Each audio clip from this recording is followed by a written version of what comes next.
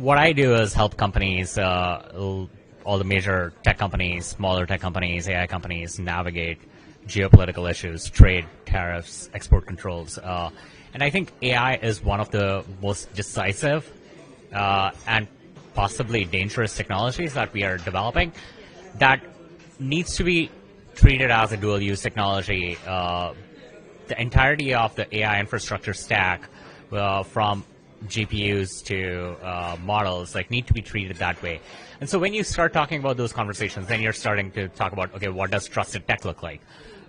Do we allow Chinese components in our supply chain?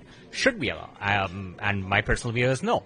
Should we be selling these technologies to China, or like foreign adversaries that are in turn then going to use them against us, right? Like, so these are the questions that have kind of taken a lot of focus in Washington over the last 3 years or so.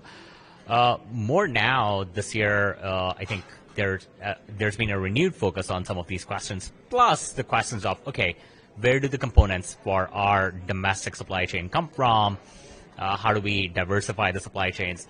What is America's offering to the global South in terms of, how are we showing up to put that AI infrastructure in countries around sub-Saharan Africa and Southeast Asia and the Pacific Islands and whatnot? And then from there on, how do you think of, like, taking this technology from the promise and potential to actual impact? Thinking about robotics, thinking about healthcare, thinking about education, agriculture, things like that. So, like, helping companies think through all those issues has been core of my work. Look, I think the future will be how we define it to be, how we shape it to be. If we choose to let the future unravel without any interventions, then it will probably not be great. We've learned a lot of lessons from technologies in the past. We should apply those. At the same time, I don't think it demands a Europe-like heavy-handed regulatory approach that's just like kills an industry before it even matures.